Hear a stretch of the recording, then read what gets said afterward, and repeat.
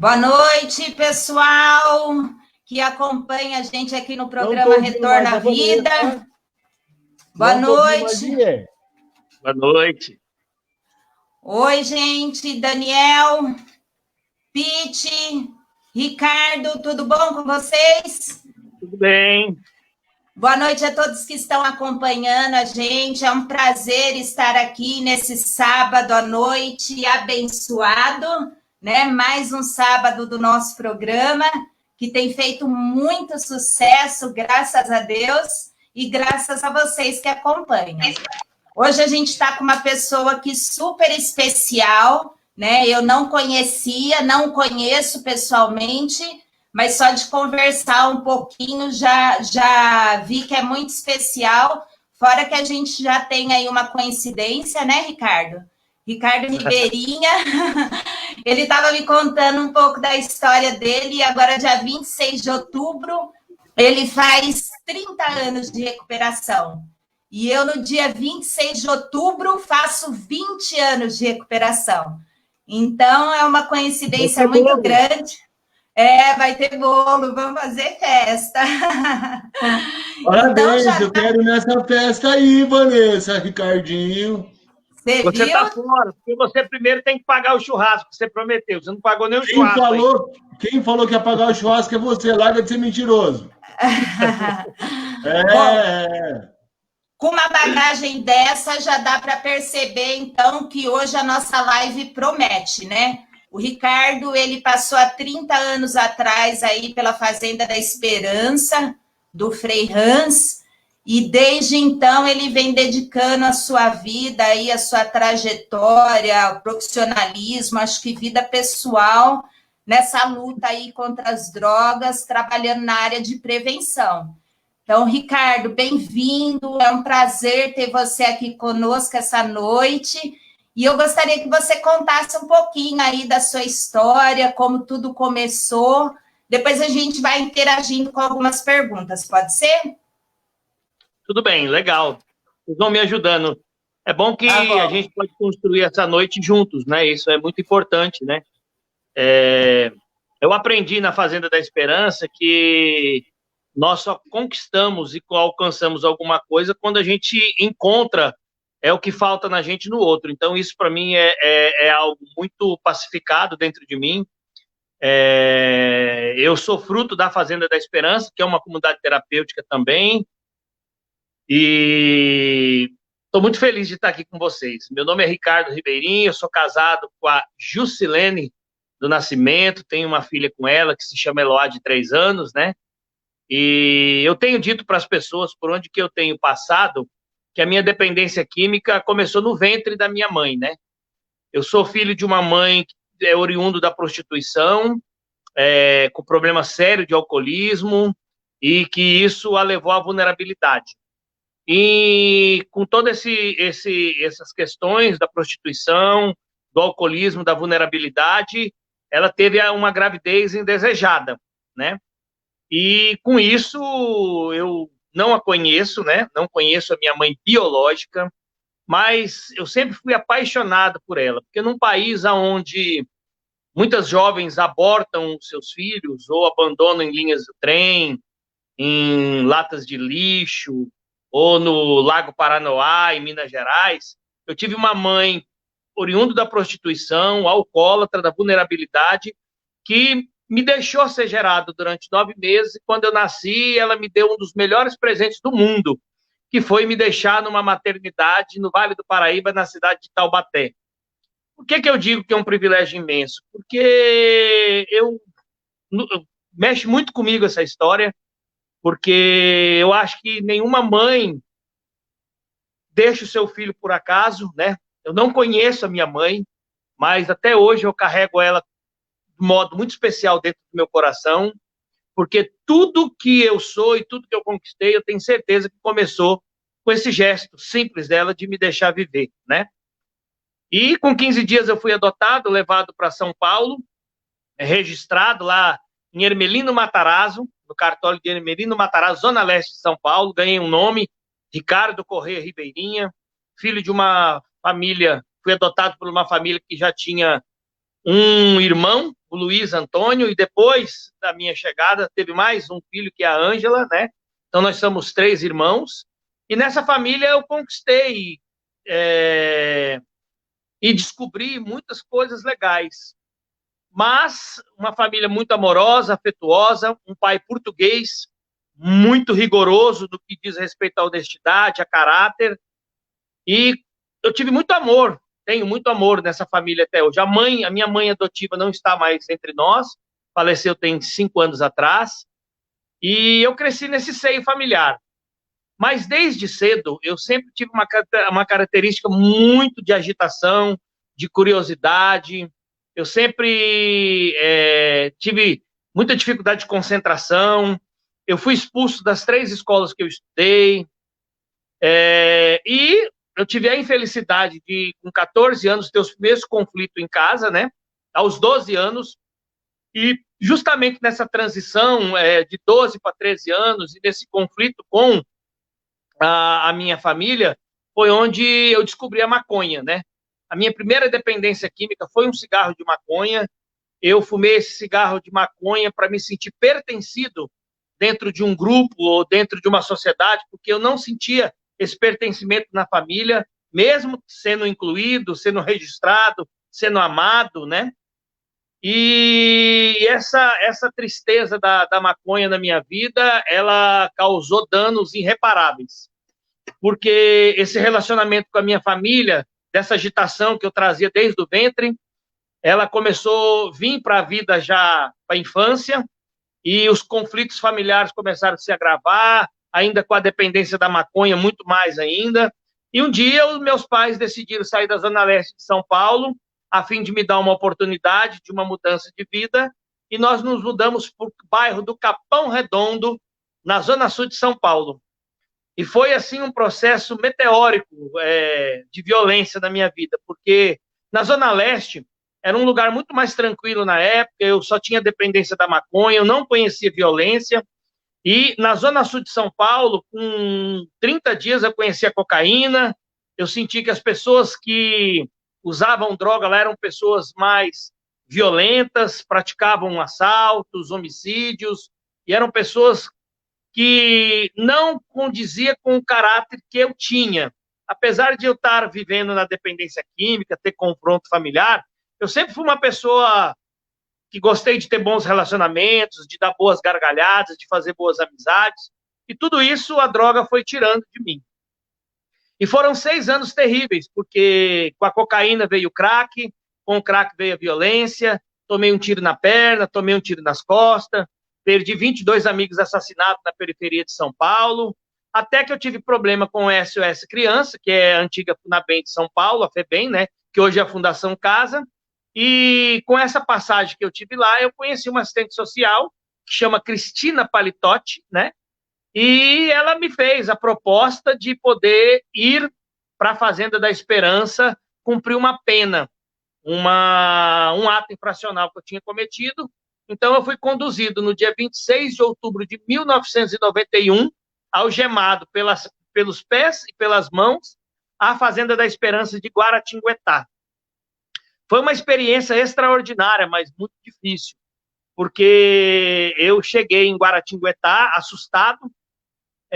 A minha triagem foram 27 pessoas, eu era o mais novo, com 16 anos, e o seu Magalhães, de 76 anos, de Araxá, um senhor dependente de álcool, também chegava para se tratar, então era uma complexidade de idade, de ambiente, de convivência, de relacionamento, tudo diferente do que eu vivia anteriormente na periferia de São Paulo, e eu cheguei nesse contexto na Fazenda da Esperança. A Fazenda da Esperança com o tripé pedagógico, com o tripé pedagógico, né, que era trabalho, convivência, espiritualidade.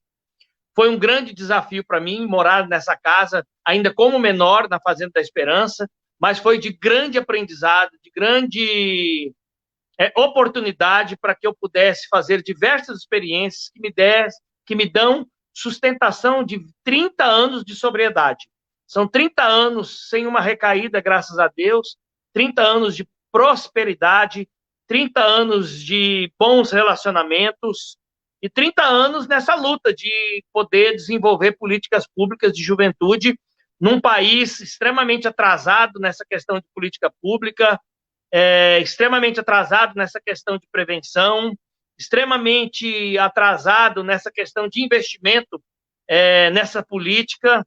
Nós tivemos grandes avanços agora na área de tratamento das comunidades terapêuticas neste governo, e aqui quero parabenizar o doutor Quirino, que faz um trabalho excelente à frente da Senapred, o nosso querido amigo Edu Cabral, toda a equipe da Senapred, que faz um trabalho extraordinário nas comunidades terapêuticas, um trabalho nunca antes visto nesse país, mas, ao mesmo tempo, nós temos um gargalo num país que não existe uma bola nas periferias de São Paulo e do Brasil afora, onde nós estamos desprovidos de oportunidade de esporte, de lazer, de protagonismo juvenil, empreendedorismo social, e a impressão que eu tenho é que nós ficamos todos assistindo essa geração toda, como se fosse uma loteria, se perder no mundo da criminalidade, do álcool, da droga, da prostituição.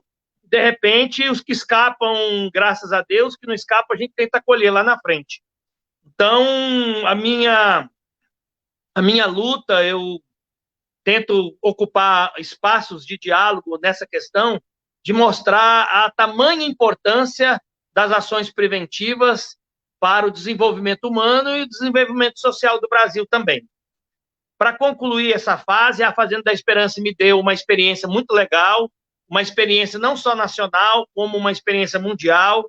Eu tive o privilégio de conhecer 22 países com a Fazenda da Esperança, Suíça, Itália, Filipinas, África, todos, assim, os 5 continentes, né? Participei da primeira missão da Fazenda da Esperança, que montou a primeira fazenda fora do Brasil, foi na Alemanha, né? Consegui participar da missão também nas Filipinas, também participei da abertura da Fazenda da Esperança no México, na Guatemala, na Fazenda Esperança de Garanhuns, na Fazenda Esperança de Toledo e tantas outras, né? E essa experiência me deu uma maturidade, me deu uma visão diferente de mundo, mas também me deu o amadurecimento de descobrir que nós somos as mesmas pessoas, independente de cultura, de raça, religião. O problema do ser humano não é só também dinheiro, não é só riqueza, também não é só pobreza. Tive a oportunidade de visitar o inferno da droga, a Platzsplitz, na Suíça. É uma praça onde reúne milhares de jovens drogados. A Bahnhof, na Itália, também, muito triste. É como se fosse a nossa Cracolândia em São Paulo. Então, é muito complexo lidar com esse tema, e eu descobri também que ninguém tem a fórmula certa. Pode ser doutor, pode ser mestre, pode ter 30 anos de sobriedade ou um dia de sobriedade, não importa. Cada um tem algo a oferecer, e é essa beleza da diversidade que nos traz a maturidade para o debate. Então, é um pouco isso. Obrigada, Ricardo, por esse começo. E aqui, como a gente está ao vivo, né, não tem como voltar atrás, não é gravado? Então, eu venho aqui pedir desculpa, porque eu comecei falando, eu nem me apresentei, não apresentei meus colegas.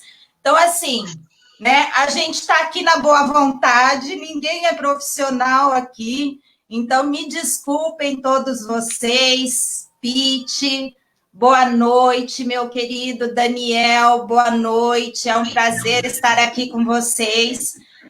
Para quem está chegando agora, a gente é uma equipe grande e nós temos nos revezado a cada programa para estar aqui com vocês, com os nossos convidados. E hoje a nossa equipe sou eu, Daniel e o Pete. Para quem não me conhece, eu sou a Vanessa. Então, assim, desculpa de não ter me apresentado. Queria dar uma boa noite para as pessoas que estão acompanhando a gente, né? Já em várias lives aí, sempre presentes. Então, peguei alguns nomes aqui: Juliano, Janaína, Eliseu Marcel, Renato, Cristiano, Rostan, a Marta Lima está em todas as lives, boa noite. Maria Cristina, Malu, Deise, sejam bem-vindas. E aos poucos a gente vai comentando mais um pouco as pessoas que forem aí entrando, tá bom?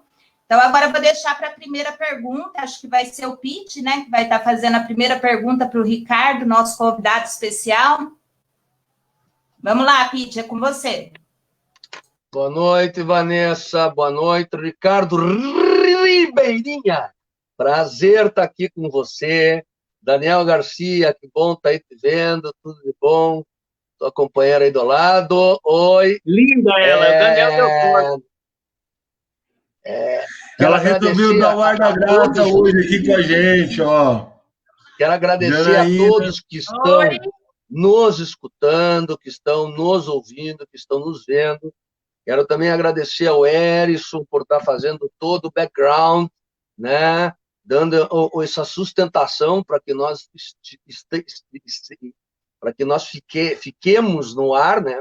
Gaguejei um pouquinho agora só, né? Então, todos os outros também que fazem parte, Rick, Maurício, essa turma toda que é uma turma que cada vez mais está criando uma identidade, cada vez mais está ficando maravilhosa de ver, além desse programa que está atingindo picos de audiência no sábado à noite. Não, quer fazer alguma coisa? Venha ver aqui o programa conosco. É uma coisa boa, vai te levar à vida novamente. Ricardo, eu queria te perguntar uma coisa. Você, no começo, antes de nós entrarmos, você falou que trabalhou muito nessa questão de política sobre drogas, foi secretário de política de drogas, ou secretário, trabalhou no departamento, ou núcleo, tudo mais. Nós temos um grande problema mesmo aqui no Brasil, porque as políticas de drogas que são elaboradas, elas são elaboradas como políticas públicas sobre drogas de governo e não de Estado, certo? Principalmente nos estados, é muito difícil. O governador assume, vai uma pessoa lá, às vezes capacitada, na grande maioria das vezes não capacitada, é uma indicação, porque a política de drogas em todos os estados ela é relegada, não é nem a terceiro plano, é o 10º plano, é a última coisa que se preocupa, né? Mas é a primeira coisa que se preocupa para tirar dinheiro para outras áreas. Então, nesse contexto que a gente está analisando, certo?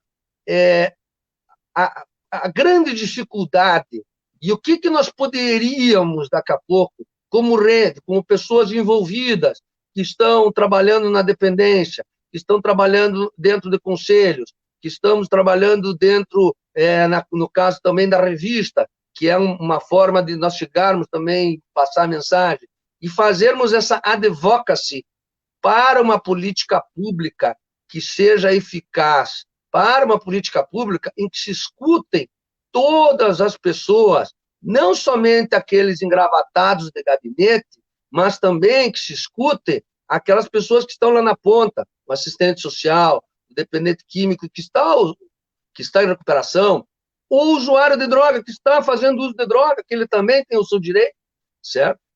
De que forma nós podemos trabalhar isso num contexto que seja maior ainda do que hoje está se dando esse viés? Muito boa pergunta a sua, Luiz Carlos, nosso querido Pete. É um desafio, porque as questões de prevenção no nosso país é uma questão cultural, eu acompanho a questão da Senapred, agora Senapred, da política do governo federal, já há mais de 20 anos, e isso nós não conseguimos implementar no Brasil uma política mesmo que seja madura, ela é de acordo com o rosto do gestor, né? E não é diferente no Tocantins também. Aqui nos últimos 20 anos, nós temos essa dificuldade. Nós construímos um monte de projetos de governo aqui, e também tentamos efetivar para ser uma política de Estado, e confesso para você que está tudo destruído, nada se aproveitou. Aqui nós fizemos Carnaval do Bem, fizemos Juventude Sem Droga, nós fizemos Caravana da Juventude, nós fortalecemos o Proerd. A última iniciativa que eu tive no governo, eu destinei R$1 milhão para comprar todo o aparelhamento, os livros, tudo que precisava para que o Proerd chegasse aos rincões dos 139 municípios do Tocantins. nós fizemos várias ações que elas se misturaram, como ações de governo e com ações de Estado. Ações de governo, porque eu tinha um ótimo relacionamento com o ex-governador e tentei efetivá-la como Estado, mas com a troca e com o desmonte do aparelhamento público, quando se troca um governador, é inevitável que ocorra isso. Eu acredito que a única solução que tenha para isso é que nós construímos, junto com os deputados estaduais, deputados federais, o fortalecimento da política, não só de tratamento, mas também de prevenção, para que nós possamos ter projetos que sejam realmente de Estado, com lei, com orçamento garantido, com planejamento discutido pela comunidade, né? Principalmente com diversos segmentos da sociedade, de segmentos quilombola, segmentos indígenas, negros, jovens, por que não LGBT, todos os segmentos. A política ela não pode ter uma face, uma cor, a política ela tem que ser feita para todas as pessoas, e nós temos que ocupar os diversos lugares de diálogo, os espaços que estão abertos. É um problema do Brasil. Hoje, inclusive, eu venho tentando discutir com o senador Eduardo Gomes, que é o líder do Congresso Nacional. Nós tivemos um avanço do governo Bolsonaro agora, a grande conquista, a inédita conquista de 11 mil vagas das comunidades terapêuticas, mas também o desmonte da juventude, o desmonte do esporte, da cultura, que são aparelhamentos públicos de prevenção nos rincões do Brasil. Então, eu te pergunto, é interessante a gente ter 11 mil vagas e o doutor Quirino, toda a equipe da Senapred, que nós aplaudimos e reconhecemos o potencial desta política que está sendo desenvolvida no Brasil, é ótimo, mas nós não conseguimos chegar aos diversos rincões do Brasil, ao menos com uma bola para as crianças jogar.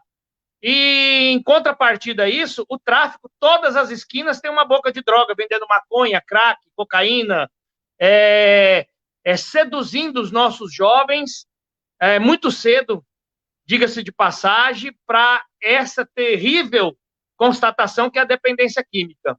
Então, voltando para a sua pergunta, é um grande desafio que nós temos que enfrentar através desse grupo, através de espaços de comunicação como esse, de envolver nossos prefeitos, nossos deputados estaduais, nossos vereadores, nossos senadores, e chegar ao presidente da República que seja feito um projeto contínuo no Brasil, não um projeto isolado do Ricardo Ribeirinha, ou da Fazenda da Esperança, ou da Comunidade de Leão de Judá, não. É um projeto que se senta à mesa, que se constrói olhando com os diversos fatores que o Brasil é um país extremamente dinâmico para se construir esses tipos de projeto, mas que eu acho que a gente precisa construir um projeto em conjunto, um projeto ouvindo todos os segmentos e vir de cima para baixo ou de baixo para cima, não importa, mas que nós tenhamos a coragem de fazer essa iniciativa e dar certo.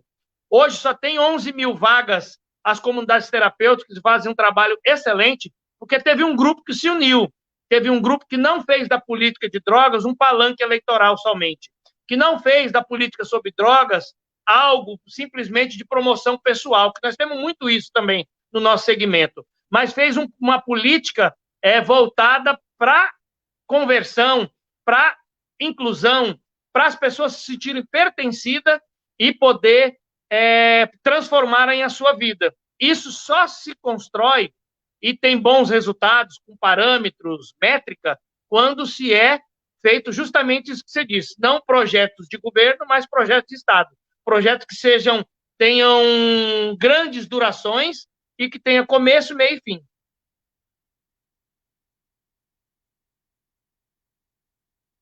Obrigada, viu, pela sua resposta. Com certeza aí a gente está avançando nessa questão das políticas, né? E esse governo ele tem sido muito parceiro mesmo, muito legal, viu?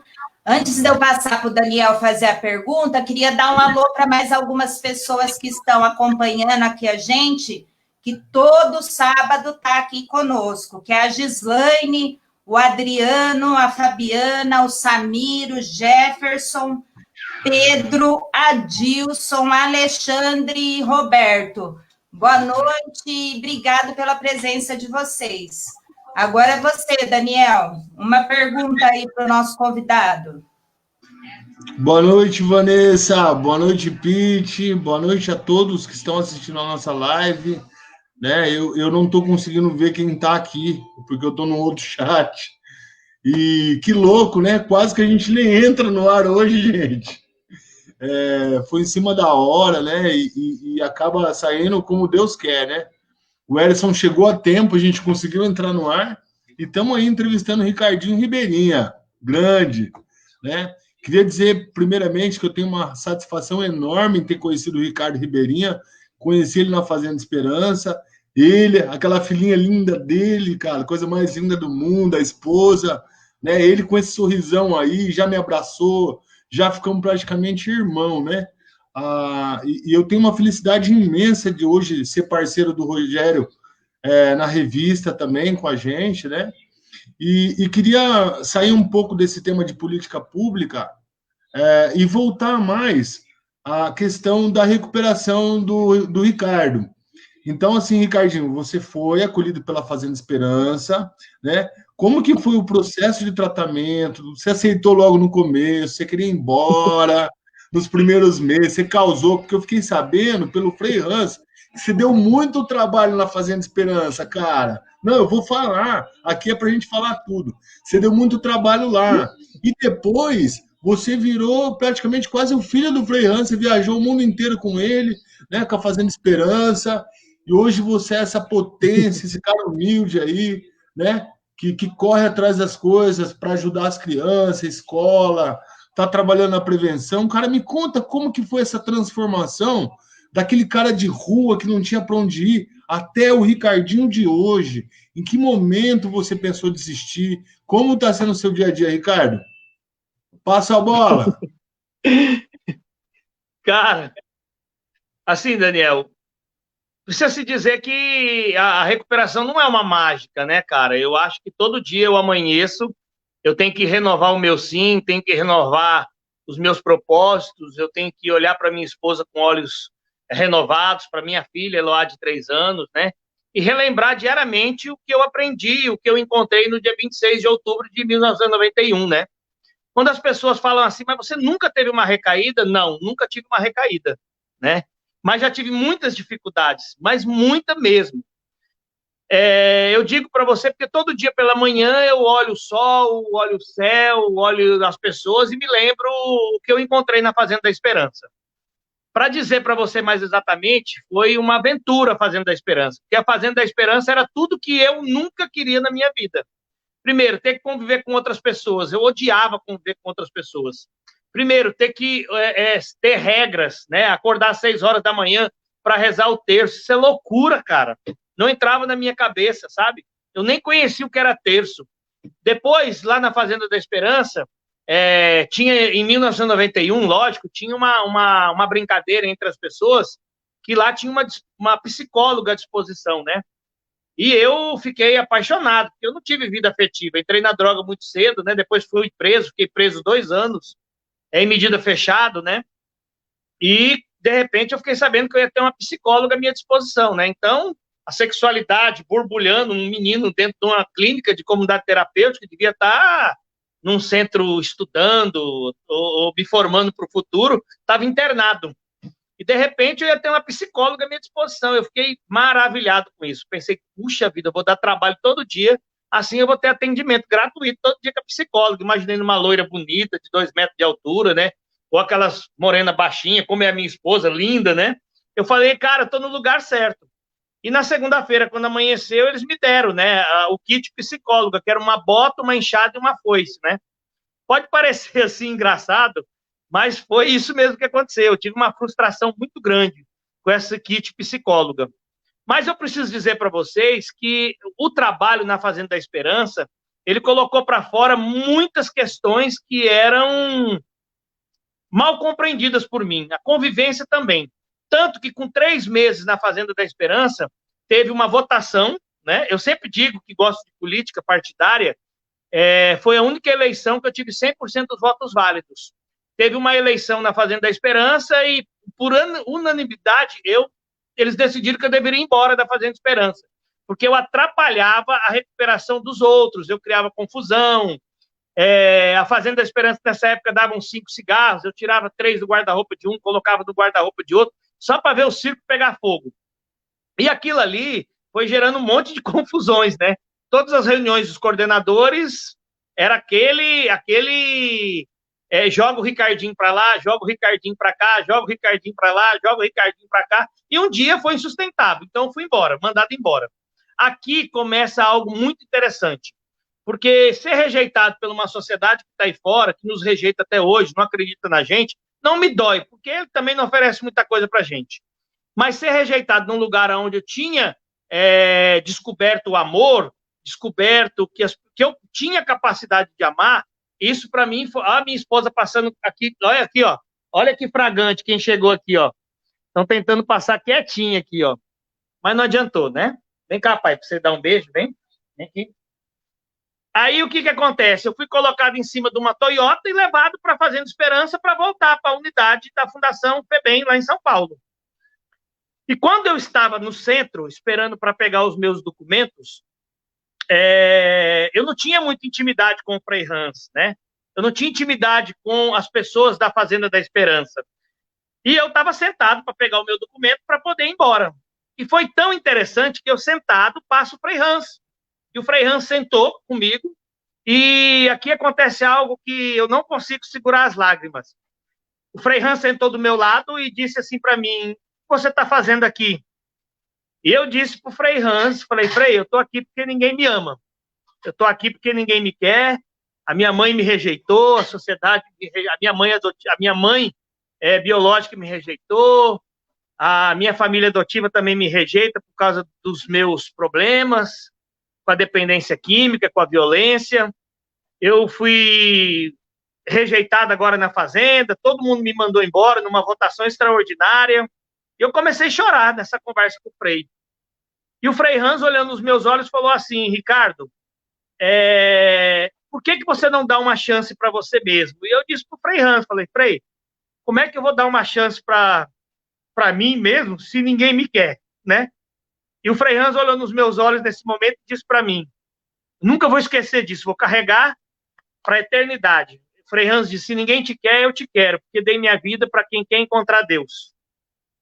E eu fiquei conversando com o Frei Hans me deu um abraço, e o Frei Hans me deu a oportunidade de ficar nessa nova unidade da Fazenda da Esperança, que era no centro, lá onde tem as máquinas. E lá eu comecei uma nova aventura. O Frei Hans falou para mim que o único poder, que ninguém muda ninguém. Deus não muda ninguém, sendo que se a gente não abre o nosso coração. E o Frei Hans me falou, nessa conversa franca com ele, do poder da vivência da palavra, no poder da vivência do evangelho, não a religiosidade, não esse sentimentalismo, não, viver a palavra mesmo, quieto, em silêncio, ver Jesus no outro, ser concreto no amor. E aqui eu comecei a me entregar nessa aventura. Eu saía pela Fazenda da Esperança, encontrava um banheiro tudo mijado, com papel higiênico, eu jogava água sanitária, trocava o papel, deixava um banheiro, porque ali alguém queria encontrar um banheiro limpo. E eu fiz uma experiência que, para mim, quebrou muita coisa dentro do meu coração. Eu sempre gostei de camisa social, camisa de gola. Mas eu não tinha condições de comprar, minha família, muito pobre, não tinha condições de me dar, eu internado, não trabalhava. E eu tinha ganhado uma camisa social de uma pessoa, de uma visita, de um recuperando que a família foi e ficou sabendo da minha história e me deu uma camisa. E no meu quarto morava o Toninho, um jovem de Resende, do Rio de Janeiro, de 17, que ia completar 18 anos. E um dia ele chegou no quarto, né? Nós morávamos juntos, eu abri o guarda-roupa para pegar minha escova de dente. Ele, com um jeito muito ligeiro, pegou essa camisa e falou: poxa, Ricardo, hoje é meu aniversário. Estou completando hoje 18 anos. Você podia me dar essa camisa de presente, eu não tenho nenhuma camisa. Eu olhei para o outro lado, com a mesma sabedoria e eficiência dele, eu peguei a camisa, falei: tá doido? Como é que eu vou te dar uma camisa sendo que eu só tenho essa? E eu fiquei com aquilo no meu coração, cada um foi para um lado, e eu fiquei: cara, como é que eu quero encontrar um mundo melhor? Como é que eu quero ser um cidadão melhor? Como é que eu quero mudar, transformar a minha vida, sendo que eu sou incapaz de dar uma camisa ao outro? E, ao mesmo tempo, vinha aquela voz no meu coração: mas calma, você só tem essa camisa, por que você vai dar a camisa para o outro? Fica tranquilo, isso não é um pecado, não. e, ao mesmo tempo, vinha essa sede de querer transformar o mundo através das minhas atitudes. Porque ninguém transforma o mundo com blá, blá, blá. A gente transforma a nossa vida com ações concretas, com atitudes, saindo do nosso conforto para ir para o encontro do outro. Isso muda o mundo, muda as pessoas, nos afasta da droga, nos afasta da recaída e de muitas outras coisas ruins desse mundo. E foi tão interessante que, nesse momento, na Fazenda da Esperança, eu senti de dar o passo, de dar a camisa para o Toninho. E na Fazenda da Esperança, tem um momento que, na hora do jantar, as pessoas cantam parabéns, tudo, e eu peguei essa camisa, embrulhei num modo muito simples, num papel, falei, eu vou dar essa camisa para o Toninho. E quando as pessoas cantaram parabéns para ele, né, eu entreguei a camisa para ele, ele abaixou a cabeça e começa a chorar. E aquilo me chamou muita atenção, me deu uma raiva, um ódio na hora. Eu falei, cara, eu fiquei o dia inteiro incomodado com essa camisa, eu dou a camisa pro cara e o cara começa a chorar, e de repente ele falou uma frase assim, hoje eu estou completando 18 anos de idade. Eu nunca tive uma festa, essa é a primeira festa da minha vida, nunca ganhei um presente, nem dos meus pais. E eu estou muito feliz de vocês terem lembrado do meu aniversário e de eu ter recebido esse presente do Ricardo Ribeirinho. Cara, na hora me deu um tremor por dentro. Eu experimentei aquela alegria que o Frei Hans disse, que liberta e cura as nossas vidas, e descobri que o verdadeiro amor transforma a nossa vida, nos dá força de ter coragem, de acreditar na transformação, não só da minha vida, mas da vida do próximo e da humanidade. Eu sou uma pessoa convicta e sou testemunha que o amor transforma a nossa vida, nos traz a sobriedade e nos devolve a felicidade de novo. Então, essa experiência da Fazenda da Esperança, lógico, eu tive um monte de problemas, discussões, eu tive brigas na Fazenda Esperança, como é toda a complexidade numa comunidade terapêutica, né? Mas eu digo para você que foi sempre esse desafio de ter os problemas por causa da minha agressividade, por causa da minha solidão interna, por causa do meu mau humor, mas também, ao mesmo tempo, eu sempre tive essa garra de tentar transformar isso através do meu amor e através do ensinamento que as pessoas estavam me dando na Fazenda da Esperança. Eu me considero um eterno oportunista e quero ser até a morte. Eu adoro aproveitar a bondade e as experiências do próximo. Isso me faz ser melhor e me faz buscar caminhos antes percorridos. E isso tem me feito grandes descobertas. Ricardo, que lindo isso.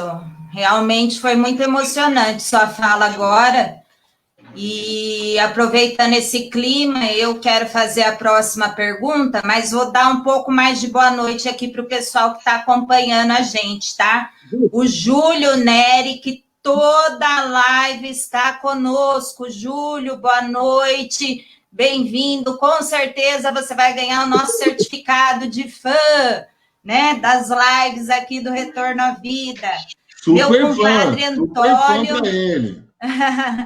Meu compadre Antônio, lá de Porto Alegre, está conosco também. Cláudia Basso, Maria Lúcia, uma grande assistente social, que foi colega de trabalho, Leandro e Felipe. Bom, Ricardo, eu quero fazer a próxima pergunta agora, aproveitando aí um pouco desse seu depoimento, dessa sua fala, que me arrepiou, foi muito forte mesmo. Queria que você falasse um pouquinho, né? Primeiro, se eu senti aí na sua conversa, né, que de repente desse momento que você partilhou tenha sido o seu despertar espiritual, não sei se foi exatamente nessa hora que você teve, né? Mas se não foi, eu gostaria que você contasse quando realmente você teve o seu despertar espiritual e como que você pratica hoje, nesses 30 anos, essa espiritualidade. Como que você vive isso? Você falou para nós que tem dificuldades, né? Apesar de não ter tido nenhuma recaída, você tem dificuldades, momentos difíceis, e como que a espiritualidade entra aí nesse processo de recuperação seu até hoje? Olha, muito obrigado pela pergunta. Eu queria agora, eu preciso muito da unidade de cada um de vocês, da compreensão de cada um de vocês, para as coisas que eu vou dizer agora. A gente precisa separar o tempo. Em 1991, a Fazenda da Esperança, ela tinha a fazenda... Quando eu cheguei na Fazenda da Esperança, hoje, se não me engano, são 180 fazendas, são 180 fazendas, porque 150 são no Brasil, espalhadas, acho que em 22 países e nos 5 continentes. Mas quando eu cheguei na Fazenda da Esperança, só tinha Guaratinguetá, tinha a Fazenda de Coroatá, no Maranhão, e estava iniciando a Fazenda de Sergipe, se não me engano, é isso mesmo. E precisa-se dizer que o centro onde eu tive a primeira oportunidade onde eu cheguei na minha triagem era a Fazenda Esperança das Pedrinhas, que é a sede lá, que hoje tem jovens se recuperando e o Frei Hans está fazendo um projeto atualmente acolhendo os moradores de rua. No centro, onde eu tive uma outra oportunidade, depois de 3 meses, quando eu fui mandado embora, lá existia só presidiários. Eram aproximadamente 70 jovens, todos cumprindo medida de internação, mas devido problema com a justiça, todos, inclusive eu, saímos da prisão e fomos cumprir medida de internação na Fazenda da Esperança. Em 1991, a Fazenda da Esperança fazia esse trabalho, né?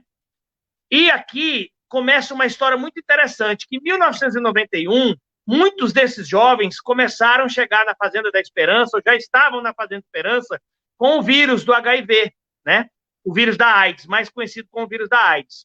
E era tudo muito novo, porque chegavam jovens assim fortes, corados, gordinhos, como eu, como o Edu Cabral, e de repente chegava na Fazenda Esperança para se tratar ou para cumprir a sua pena, e de repente o vírus manifestava com 15 dias, 20 dias, estava com tuberculose, cego, respirando por aparelho, e era muito complexo, porque o Frei Hans, quem conhece o Frei Hans não mandou nenhum desses jovens embora. O Frei Hans construiu uma unidade em 1991 que acolhia esses jovens que estavam na Fazenda da Esperança com o vírus que já tinha se manifestado do HIV. Precisa-se dizer que quando a oportunidade minha, o meu momento com Deus, esse momento que você quer saber, ele foi num momento muito especial, porque quando o Frei Hans me deu essa oportunidade, eu fui morar numa casa com pessoas que tinham o vírus do HIV, né? Eu ficava em quarto separado, tinha enfermeiros, tinha tudo, mas eu morava nessa mesma casa, porque eu não fui para as outras casas, porque eu tinha muito problema mesmo, de agressividade, de incompreensão, de violência. Então, o Frei Hans me colocou nesta casa, num quarto separado, para ter esse toque, esse encontro com Deus. E foi extraordinário. Nesta casa, eu pude experimentar muitas situações. Conheci o Leonildo, conheci várias pessoas que eram meus amigos e que eles faleceram. Mas nesta casa eu pude ter um encontro com Deus num grande amigo que eu fiz, que chamava Cláudio, que era de São Paulo, um moreno de 2 metros de altura, olho verde, um cara com uma alma extraordinária. Enquanto as pessoas, mesmo na comunidade terapêutica, ficavam falando dos seus crimes, do seu passado, quem tinha matado um, quem tinha matado outro, quanto tinha roubado, o quanto de droga que tinha usado, muitas coisas, mentira, porque a gente precisa se empoderar dentro de uma unidade, às vezes a gente cria fantasias, às vezes a gente... são os problemas da dependência química. E o Cláudio era diferente, porque o Cláudio, ele falava para mim que eu tinha algo bom dentro do meu coração. Ele dizia para mim que eu precisava buscar a felicidade. E eu me encantava de conversar com o Cláudio, porque o Cláudio era uma pessoa que ele acolhia minha alma com a sua generosidade. E foi muito interessante que eu digo que o Cláudio foi meu primeiro amigo nessa vida, o meu primeiro irmão mesmo. Porque quando as pessoas diziam que eu era questão de tempo para ir embora de novo, ele falava, não, o Ricardo Ribeirinho tem coisa boa dentro de si, precisa dar oportunidade, precisa ter paciência com ele, precisa acolher ele, e ele era um interno também. E um dia, o vírus começou a manifestar no Cláudio, e o Cláudio começou a ficar muito ruim. Descobriram que o Cláudio estava com tuberculose, e eu confesso para vocês que foi um dos momentos mais tristes da minha vida, porque eu caí numa crise com Deus muito grande, Eu não compreendia as pessoas que me fizeram mal, de me dar droga, de me levar para roubar, de me ajudar a tirar a vida de outras pessoas. E, de repente, aquelas pessoas muito bem, com saúde, e, de repente, eu tinha encontrado um irmão, um amigo, uma pessoa que me fazia o bem, que me fazia me sentir melhor, e, de repente, eu sentia que aquela amizade estava escapando pelos meus dedos devido à doença dele, que era o HIV. E para mim foi muito sofrido, porque o Cláudio entrou em coma, respirava por aparelho, e eu caí numa crise muito grande com Deus. Eu falei, esse Deus não pode existir. Esse Deus não existe. Porque não pode ser verdadeiro um Deus que me tira uma pessoa que me faz ser tão bacana, tão alegre e muito mais gentil. E um dia o Cláudio não resistiu, o Cláudio faleceu, e sempre quando morre alguém na Fazenda da Esperança, até hoje, se vela o corpo na Fazenda da Esperança mesmo, junto com a família, e depois vai para a família. E teve um momento muito particular da minha vida, que eu conto muito para poucas pessoas, que precisa ter muito cuidado quando a gente, para não dar pérola aos porcos.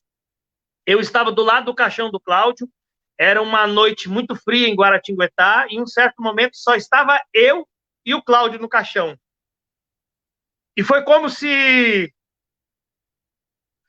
Deus dissesse para mim, o Cláudio não pode mais viver os sonhos que vocês dialogaram. O Cláudio não pode mais viver os sonhos que vocês sonharam junto. Mas que eu, Ricardo Ribeirinha, tinha toda a oportunidade do mundo de poder transformar a minha vida. Devolver alegria para minha mãe, devolver alegria para meus pais adotivos, poder devolver alegria para mim mesmo, poder ser luz para um mundo tão escuro, um mundo tão sem esperança.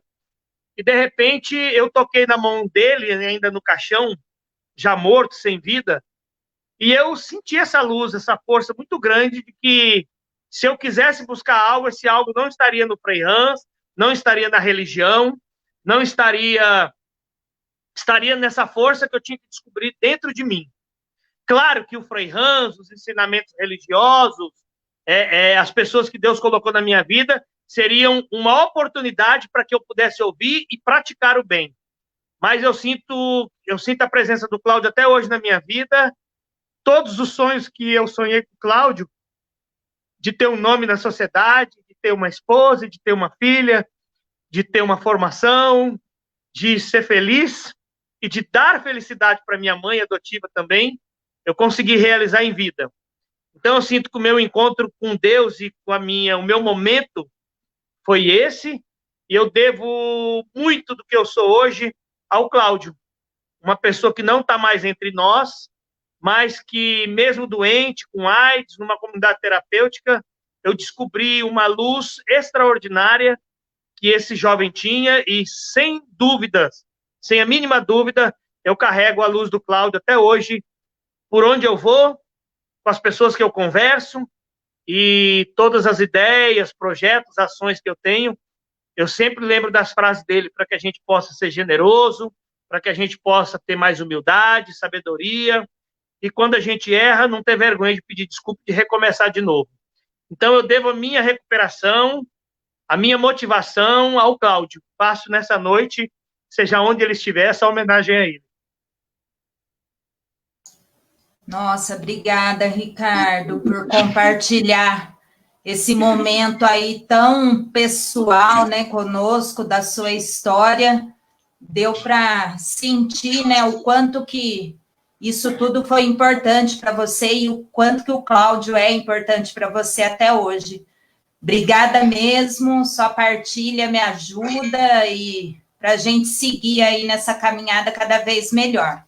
Antes da próxima pergunta, quero dar uma boa noite aí para mais algumas pessoas que estão conosco, Maria do Socorro, Felipe, Valquíria, Marcelina, gente de todo o Brasil aí acompanhando essa live, muito legal mesmo, viu, Ricardo? Seu depoimento está sendo aí bem forte, bem marcante, vários elogios, que bom que você está conosco.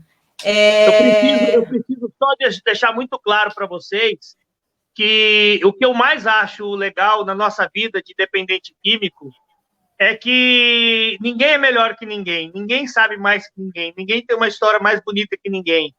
Todos nós temos nossas lutas, nossas dores, todo dia pela manhã nós temos que recomeçar, nós temos que encontrar no outro a bondade, a sabedoria, o respeito, a dignidade, e é isso que me dá força. Eu não tenho dúvida de que a energia de cada um de vocês, a sabedoria de cada um de vocês me ajuda a ser sóbrio, me ajuda a ser melhor e me ajuda a continuar nesse caminho. Então, sou eu que tenho que agradecer a cada um de vocês essa oportunidade, e tudo que eu sou, e tudo que eu tenho, e tudo que eu significo hoje para alguém, eu aprendi com as diversas pessoas que eu conheci pelo caminho da vida, né? Mendigos, prostitutas, homicidas, dependente químico, travestis, não importa. São homens e mulheres cidadãos que deram um pouco do seu amor, o seu carinho, sua paciência para que eu me tornasse a pessoa que eu sou hoje. Então, isso para mim é importante. Cada um foi simplesmente o Frei Hans, a Fazenda de Esperança, o Evangelho, foi a cereja do bolo. Mas tudo que eu sou, eu aprendi com diversas pessoas que passaram pelo meu caminho. Isso é importante. Com certeza. Com certeza. Eu também acredito que gratidão é o que move a gente em recuperação, né? E esse reconhecimento seu é muito importante. Com certeza nós vamos ter várias lives, né, nesse programa aí nosso, e muita gente, inclusive, até se colocando aí à disposição para estar participando, né? A gente sabe que tem muita gente boa em recuperação nesse Brasilzão aí. Nós vamos estar procurando aí convidar todos para estar participando um dia, dando seu depoimento, falando sua história aqui conosco, tá? Agora eu queria convidar para fazer a próxima pergunta. Vamos lá, Pete? Vamos lá, assim, meio pasmo ainda com o teu depoimento, aquilo que você partilha está me ajudando muito, Ricardo. Eu acho o teu nome assim tão forte também, tipo aquele do Galvão Bueno, quando ele fazia o do Ronaldo, do Rivaldo. Eu também gostaria de fazer assim, Ricardo Ribeirinha. Eu acho um nome muito forte, cara, isso é muito bacana. É bom essa alegria, é bom isso que você falou, tudo me ajuda muito. E a minha pergunta é a seguinte, eu ia fazer uma outra, mas depois a gente pode, quem sabe, mais para frente até conversar sobre isso, se tiver tempo a gente fala sobre, faça essa pergunta, fala sobre isso, mas acho que mais importante agora, não só para aqueles que estão ouvindo, mais importante para aqueles que estão ouvindo é o seguinte, você diz que ainda você ainda tem algumas dificuldades, né, para manter essa serenidade, essa sobriedade, mesmo com 30 anos limpo, né, sem fazer uso, e ainda pelo aquilo que você trabalhando em políticas públicas, que nós temos muitas frustrações, às vezes escutar pessoas que não entendem daquilo que estão ali falando, certo? Não passaram por uma situação, tem esse problema da estigmatização, sempre vão nos olhar com uma visão diferente. O olho dessas pessoas que não trabalham com isso, que não passaram por isso, é um pouco diferente em relação a nós. Nós ainda sofremos um preconceito e estigma que nós temos que mudar. E acho que cabe a você, Ricardo, a Vanessa, o Daniel, a revista, todos esses que estão também nos escutando, cabe essa vontade de mudarmos essa estigmatização, esse preconceito que tem sobre essas pessoas que fizeram uso de algum tipo de substância psicoativa. Então, eu gostaria de saber como que você consegue, né, tendo essas frustrações. Às vezes também nós temos que ter ciência de que não são todos que nós vamos ajudar que vão conseguir entrar num caminho, muitos vão morrer, né? Nós temos amigos que já morreram toda essa vida, certo? E isso é complicado.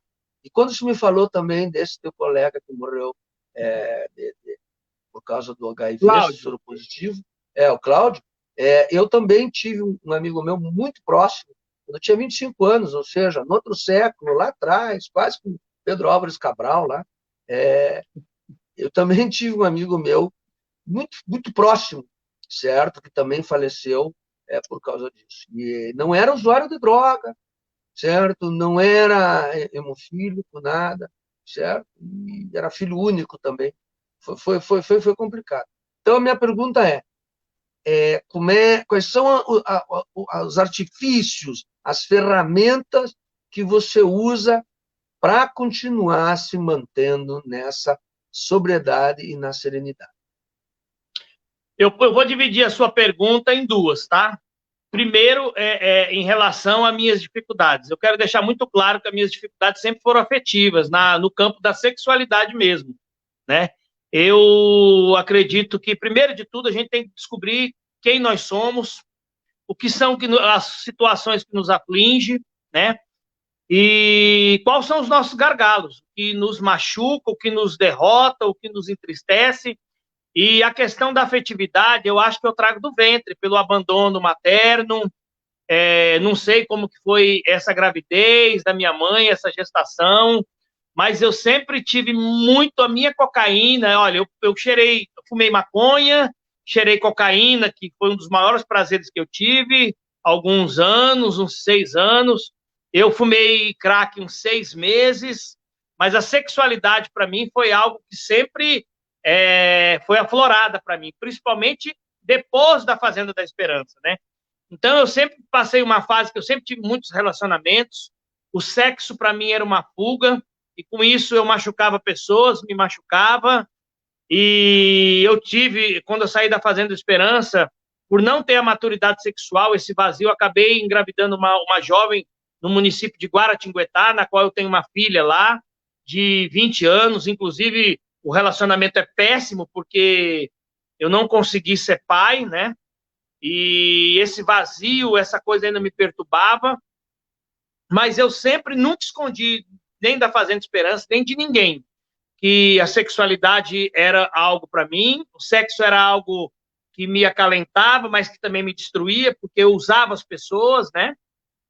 E um dia eu comecei a entender que eu deveria dar um basta nisso e procurar tratamento. Fui a Guaratinguetá, conversei com o Frei Hans, falei, Frei Hans, eu sempre tenho uma namorada, 2 namoradas, a infidelidade faz parte da minha vida, o prazer, a orgia, essas coisas eram muito fortes dentro de mim, e isso era um confronto à vida espiritual com os meus sentimentos.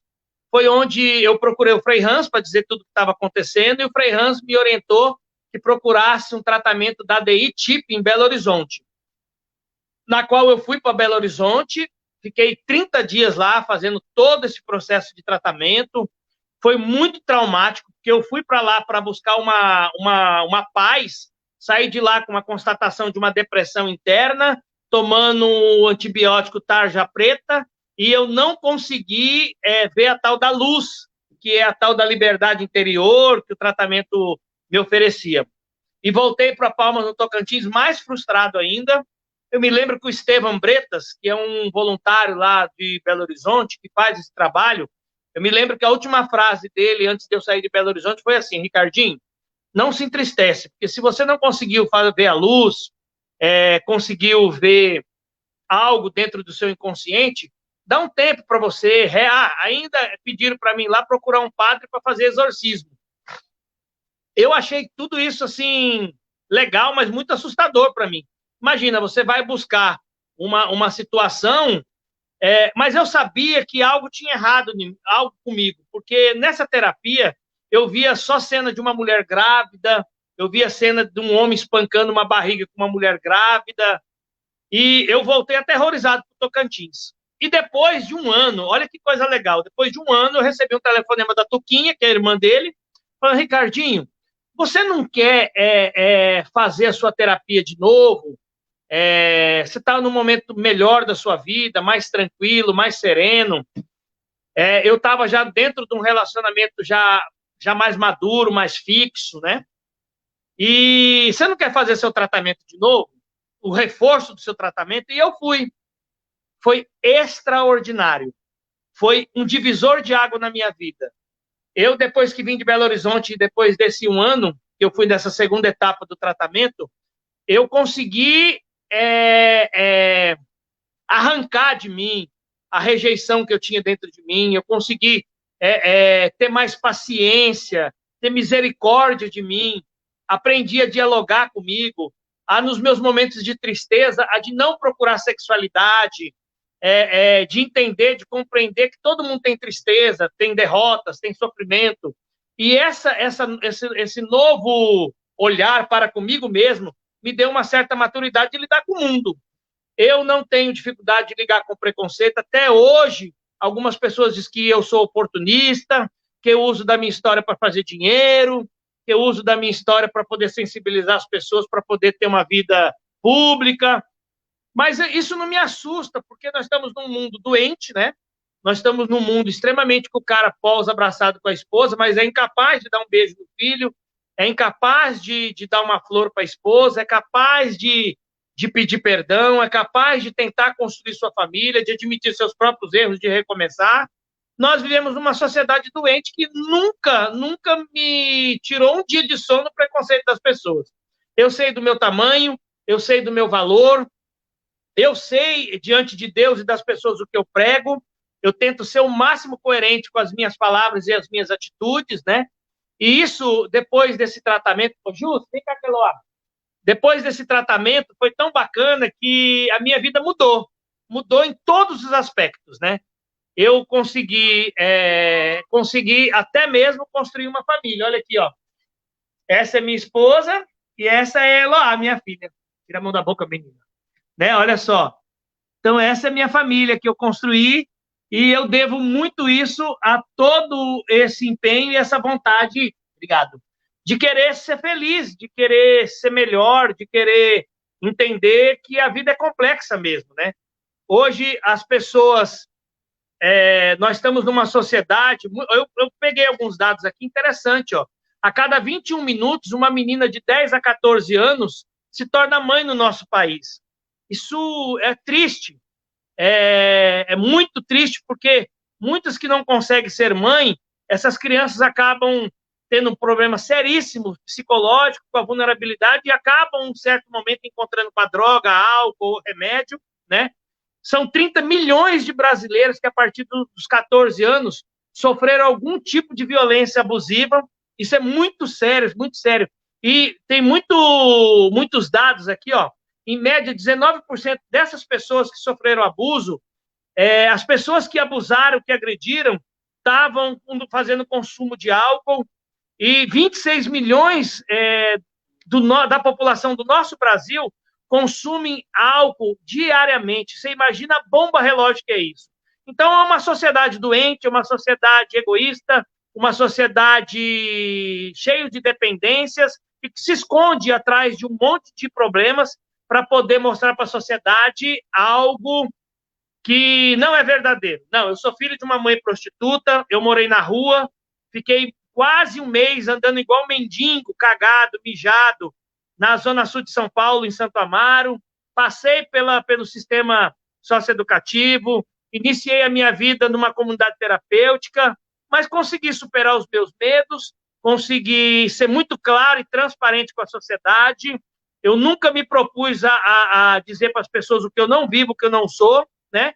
E hoje eu só consegui viver melhor a questão da afetividade porque tenho transparência com a minha esposa, tenho transparência comigo mesmo, e isso me dá maturidade de viver nessa sociedade.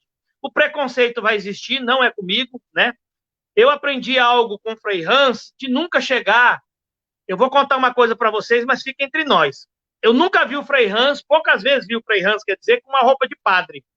E eu sempre questionei, mas Frei Hans, por que o senhor não se veste de padre? O Frei Hans sempre disse para mim, eu não preciso de uma roupa de padre para as pessoas me respeitarem. Eu preciso viver o evangelho, viver com serenidade, com postura, e isso me devolve o respeito. Então, eu nunca precisei dizer para as pessoas que eu sou filho de prostituta, que eu usei na droga, que eu passei pela violência, que eu perdi 22 amigos assassinados, que eu tomei um tiro na perna, um tiro nas costas. Não, nunca disse isso para as pessoas. Simplesmente eu levo alegria, paz e amor. E quando as pessoas ficam sabendo da minha história, poucos não acreditam, muitos não acreditam, porque eles não conseguem encontrar no meu modo de vida hoje, na minha postura, no meu ambiente, na minha escolha de vida, eles não conseguem compreender o meu passado. E isso me dá grandes oportunidades de poder seguir na vida. E poucas pessoas que não acreditam em mim, acontece algo interessante hoje.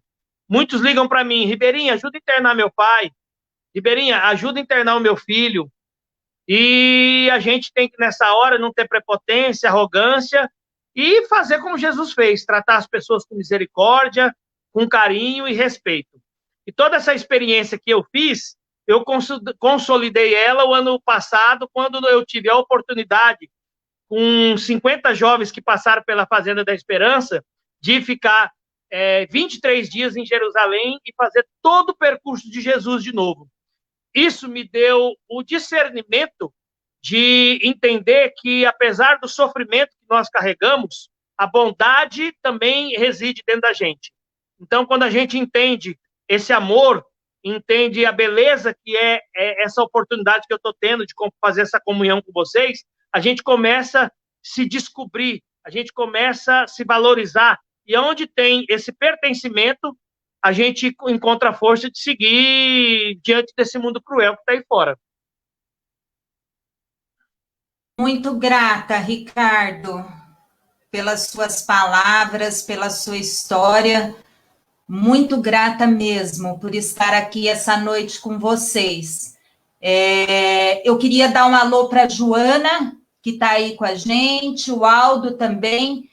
Tem uma pessoa que pediu ajuda aí nos nossos depoimentos, né? Eu pedi, o Erison, ele passou o telefone da revista, o telefone dele particular, então, se essa pessoa quiser fazer contato pelo Zap, ou também deixar o telefone para que a gente possa fazer contato e tentar ajudar você que está precisando de ajuda aí conosco neste momento, tá bom?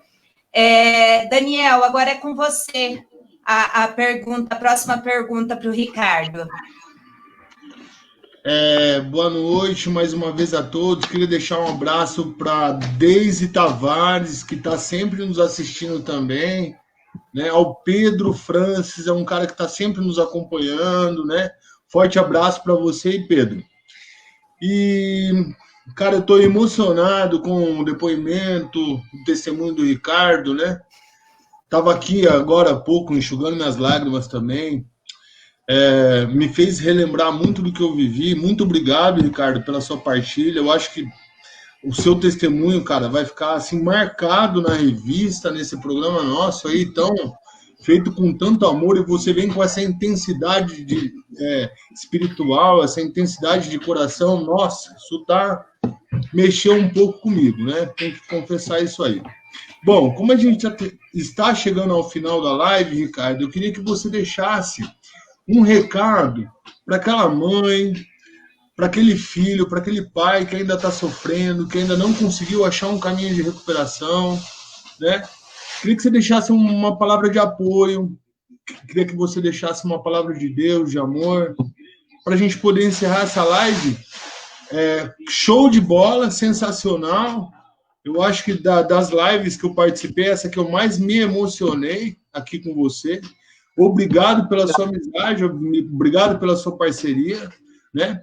Também queria antes aqui também deixar um abraço para o Samir, que está aí nos assistindo, o terapeuta. Está cuidando do caso da Janaína, em Sorocaba, né? Queria agradecer também a clínica, o hospital Nova Reabilitação, que está ajudando muito ela, está aqui comigo hoje, deixar um abraço para todo mundo. E, Ricardinho, agora é com você, né? Agradeço de coração mesmo a sua participação, cara. A sua inclusão na nossa revista é de extrema importância, uma pessoa como você. E forte abraço e deixe uma mensagem aí para todo mundo, para todos nós. Primeiro, eu queria deixar o meu carinho para Janaína e dizer que todos nós somos Janaína, tá? As suas dores as nossas dores também, o seu sorriso é o nosso sorriso, e as suas lágrimas também são as nossas lágrimas. Eu acho que queria tanto poder te dar um abraço, poder passar horas conversando com você, eu acho que ia ser uma terapia para nós dois extraordinário. Mas isso vai acontecer. Eu faço isso, eu faço. Isso vai acontecer naturalmente. Em relação à mensagem, eu queria dizer para todos nós, queria deixar uma mensagem para todos nós mesmos, né? Muitas pessoas diziam para mim, quando eu estava na periferia de São Paulo, ainda como criança, que o meu fim seria o cemitério ou seria a cadeia, né? E eu nunca deixei as pessoas sonharem por mim.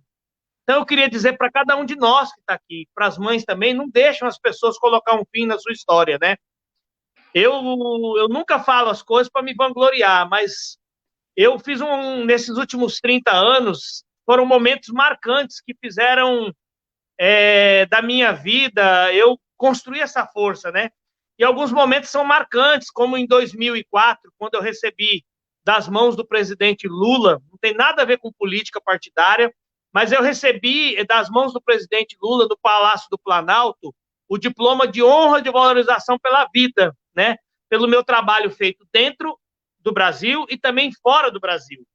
Foi o gabinete institucional da Presidência da República, General Show, que concedeu essa honraria para mim. E neste dia, ficou muito claro para mim que não importa de onde a gente vem, não importa as nossas derrotas, não importa o que nós fizemos, importa é o nosso amor, é a nossa garra, é a nossa força. Outro momento marcante também que eu queria deixar para vocês foi em 2007, quando eu fui escolhido pela Fazenda da Esperança para contar o meu testemunho de vida para o Papa Bento XVI, que veio à Fazenda da Esperança em Guaratinguetá. Quando eu vi a minha história passando no Jornal Nacional, passando no Profissão Repórter com o Caco Barcelos, passando no Fantástico, para mim, assim, cara, foi um dos momentos mais lindos da minha vida, porque sempre voltou na minha cabeça as pessoas dizendo que o meu fim ia ser a morte, ia ser o cemitério. E eu nunca deixei as pessoas colocarem um ponto final na minha vida. Quando eu fui fazer esse livro, que é um kit pedagógico para as escolas públicas do Brasil, o Viver de Cara Limpa, né? É o livro do pai, do aluno e do professor. Eu me lembro que eu tinha um amigo que eu gostava muito dele, né? E eu procurei ele para pedir um conselho. Falei, cara, eu estou percorrendo todas as escolas do Tocantins, né? Eu fui em 560 escolas do Tocantins. Nós conversamos com 170 mil alunos dos 139 municípios durante 2 anos. E eu peguei e falei assim, eu sinto que os jovens são carentes, os professores são desprovidos de um material, os pais estão extremamente perdidos. Eu pensei em construir um kit pedagógico para que essa, não a minha história pessoal, mas que a nossa história, com modo pedagógico, pudesse servir de referência para ajudar diversas pessoas a construir política pública nos seus bairros, no seu município. E ele deu uma gargalhada extraordinária. Meu amigo, viu? Disse assim, Ribeirinha, você ficou doido? Não está vendendo nem livro pedagógico no Brasil, vai vender livro de ex-drogado, cara. Você está ficando louco? E eu voltei para minha casa triste, cara, cabisbaixo, mas eu busquei aquela força dentro. Se ninguém acredita nos meus sonhos, cabe a mim acreditar. E fui atrás da editora Cidade Nova, fui atrás da Fátima Roriz, fui atrás da Fazenda da Esperança, e nós vendemos até hoje, já desse livro, mais de 8 milhões de reais em livro. Nós vendemos para o governo do estado de Tocantins, para o governo do São Paulo, quando era o governador José Serra, vendemos para o governo do Piauí, quando era o Wellington Dias, ele já foi governador, foi para o Senado, voltou, é governador atual também, e nós vendemos esse livro para diversas pessoas no Brasil e no mundo. Então, a mensagem que eu queria dizer para vocês, que o filho de uma prostituta lá atrás, que morou na rua, que foi abandonado, que entrou na droga, que as pessoas diziam que ia ter um fim, que era a cadeia e o cemitério, não deu certo, não. Graças à Fazenda da Esperança, graças ao sim do Frei Hans de vir para o Brasil, largar sua pátria, sua família, vir para o Brasil para dar a vida por nós. Por que não dizer o Padre Haroldo? Não, por que não dizer tantas comunidades terapêuticas desse Brasil que devolve o amor, devolve a vida, devolve a paz a milhares de pessoas, né? Então, eu queria que o dom da minha vida fosse um obrigado a todos vocês que dedicam a sua vida para que outras pessoas encontrem um caminho melhor na vida. Eu não sou perfeito, eu tenho algumas coisas que eu acho que nós também trabalhamos com muito sentimentalismo, tratamos o dependente químico muito como coitadinho, né? Nós não somos coitadinho, Eu nunca vesti essa carapuça de coitadinho, não sou coitadinho. Eu conheço pessoas na sociedade que espancaram suas mulheres, que abandonaram seus filhos, alguns com problemas seríssimos, porém a sociedade não os abandona. Então não sou eu que vou ser jogado às margens da sociedade porque consumi droga há mais de 30 anos atrás. Não quero essa carapuça de coitadinho e nem de vítima para mim. Nunca quis e não quero. E digo para vocês, arranque isso do coração, né?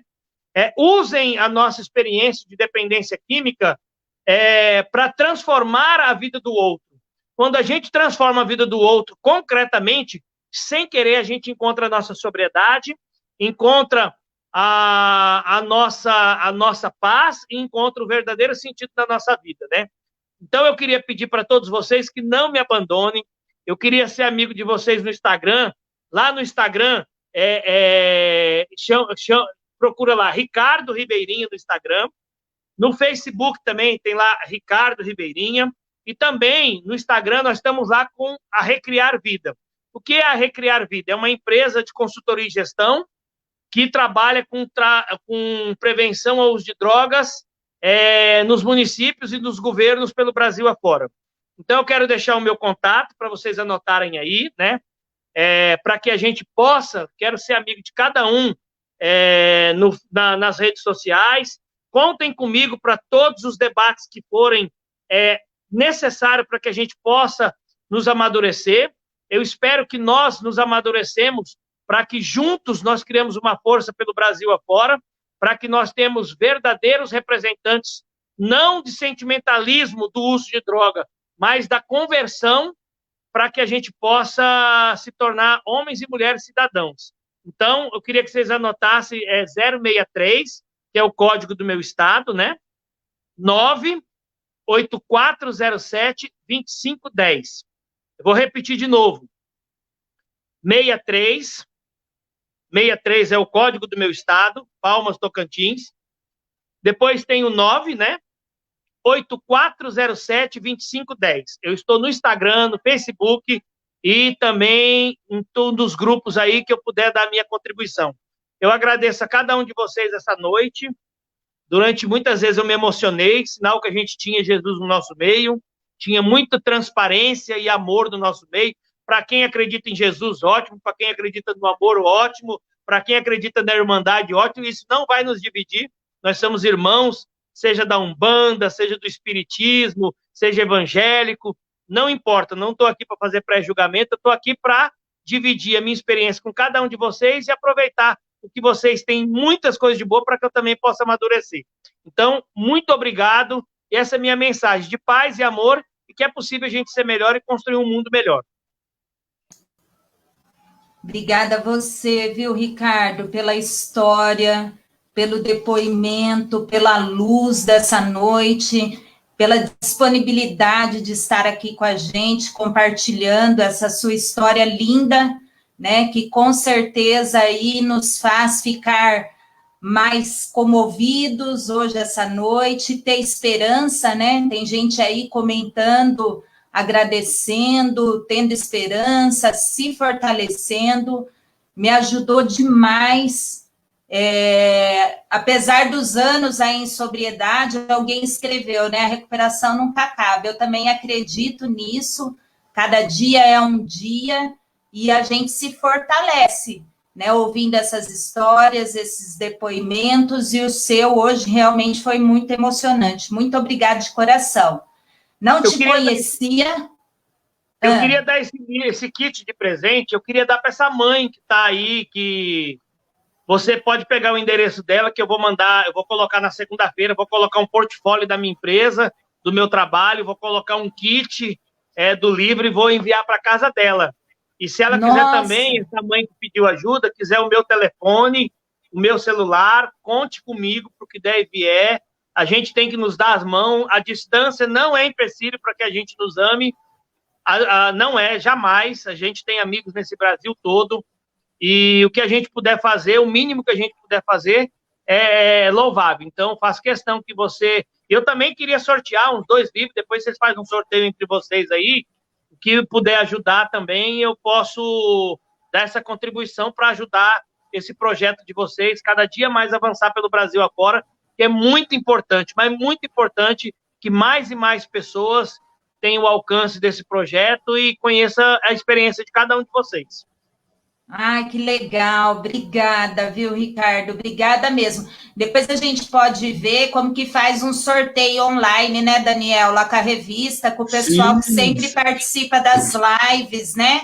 E tá ganhando esses livros, sim. Então a gente vai fazer isso depois. Lembrando, Vanessa, que agora vai ter sorteio de camiseta da revista, né? Tem um monte de gente aí que já tá pedindo as camisetas, a gente vai ter a revista impressa agora, que vai ser distribuída gratuitamente, né? A gente vai começar com o mínimo de edição de cópias, mas o suficiente para a gente atingir um número expressivo de pessoas.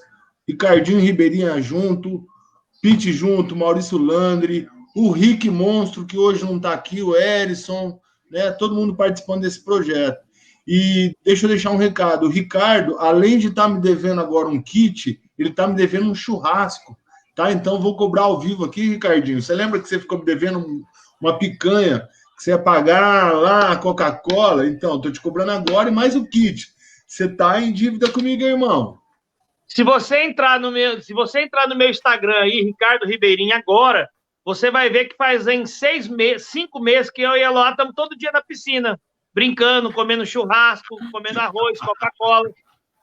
Eu desço todo dia para a piscina, porque eu não posso sair, a pandemia aqui está no alto, eu estou com 5 amigos entubados, o meu estado está no pico agora, então eu não estou saindo. Então, agora não tem como eu pagar eu não tenho como chegar aí, nem você aqui. Mas, por enquanto, eu vou comendo, representando você em todo o churrasco. Maravilha, Ricardo. Muito sério, cara.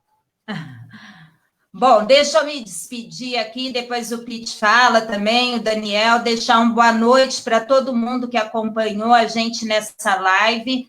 O que fica para mim, com certeza, é gratidão, uma oportunidade ímpar de estar aqui com vocês essa noite, de muito crescimento espiritual mesmo.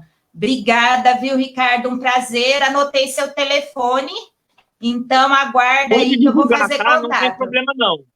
Tá bom, pode deixar. Obrigada de coração, obrigada ao Pete, obrigada ao Daniel pela parceria. Tamo junto, amigos. Eu foto com vocês sorrindo aí, pode? Oi. Aqui? Vamos. Oi. Eu quero ver se eu consigo tirar um sorriso do Pete ainda hoje, peraí. Ah lá, o Daniel todo tá mundo rindo. Puro, vai. Tira a mão do rosto, Daniel, quero só os seus dentes, vai. 1, 2, 3 e... Aê! Vai lá. Oi. Ricardo, depois veja lá teu Face lá também, eu fiz lá uma solicitação lá, mas eu acabei de fazer o sorteio aqui desse kit e acabou sendo sorteado eu e o Erison, viu? Então, não teve fraude nenhuma nesse kit. O que eu quero dizer, eu quero agradecer... Eu quero agradecer a Vanessa pela condução do programa. Daniel, obrigado novamente por estar aqui hoje com vocês. Ricardo Ribeirinha, prazer, cara, de coração te conhecer. Vocês 3 que estão aqui, me mandam o endereço de vocês, me manda, junta aí, vê quem de vocês vai pegar o endereço. Segunda-feira eu vou botar no correio para vocês que estão aqui, inclusive para a princesa aí, eu vou botar um portfólio e um kit do livro, vou mandar para vocês. 1, 2, 3, 4. Maravilha! Muito bem, obrigado. Eu só queria terminar aqui a fala, eu quero dedicar hoje essa live também, e a minha fala final, a Valquíria, que é a que solicitou ajuda, a que pediu ajuda, ela é aqui de Ponta Grossa, aqui do estado do Paraná, certo? Eu acredito que ela hoje tenha gostado muito e todos aqui estão para ajudar. E o que eu posso dizer, Valquíria, para você a vida, sabe, crescer custa, esfola, machuca, demora, mas isso vai fazendo a formação do caráter. E você, eu digo também, você chegar num dia e vai chegar e vai falar, não foi fácil, mas eu consegui. Então, tem toda essa família aqui da revista Dependência Química que dá para te ajudar. Uma boa noite para todos. Boa noite, Valquíria. Tudo de bom. Um beijo no coração de todo mundo. Obrigado, gente. Daniel, vai né? se despedir? Isso! É uma pena, né, ter que me despedir dessa live. Eu não queria me despedir dessa live, né? Vendo essa bênção, essa luz, né, que pairou, que na verdade tomou conta dessa live. É muito triste ter que despedir dessa live, né? Agradeço Vanessa, agradeço Pete, agradeço Ricardo. Espero que estejamos todos unidos. Seja bem-vindo a esse time, tá, Ricardo? Da revista, você hoje faz parte da revista, né? Você tem uma coluna na nossa revista. E eu desejo para você, cara, aquilo que eu desejo para todas as mães, para todo mundo que está assistindo a nossa live hoje, né? Que você seja feliz, que essa luz sua possa contagiar muitas pessoas, né? Que possa salvar muitas vidas, que esse seu material saia para fora do Brasil até, né? Como você mesmo já disse que foi, que você possa levar essa mensagem sua muito importante para longe, né? Que nós juntos, aqui, unidos também, podemos criar uma força, né? E levar essa mensagem que é do Brasil, histórias nossas, para fora do mundo. Eu conto muito com a sua colaboração, com a sua amizade, enfim, com todos. E estou emocionado, me desculpe um pouco, essa foi muito impactante para mim, esse teu testemunho, né? E só tenho que te agradecer, irmão. Um forte abraço. Fico esperando o seu kit, então. Vou mandar o endereço aí pelo WhatsApp para você. Um beijo, Manda todos os endereços juntos, dos 3, dos 4, tá? Tá. Porque daí eu já faço uma coisa só. Tá dos 4, não. Se você for olhar o grupo que está pedindo aqui, do pessoal que está assistindo a live, vai dar mais de 4, hein? Depois você dá uma olhada aí. Tem mais gente querendo aí, ó. Malu Macedo, quem mais? Nossa, um monte de gente querendo aí. Beleza? Rapaz, infelizmente, eu não tenho para dar para todo mundo. Eu posso... assim, eu sempre falo uma coisa. Quem tem condições de adquirir o kit, adquire o kit. Porque na verdade, eu fiz o kit, nós vendemos o kit R$25 os 3 livros. Mas quando chega uma mãe para mim e fala, Ribeirinha, meu filho tá assim, como é que você vende um kit? Eu acabo dando tudo o kit, né? Então, eu sempre fico na dívida. Mas tá bom, Deus dá em dobro. As pessoas que não têm condições mesmo, eu não faço questão, não. Eu dou mesmo.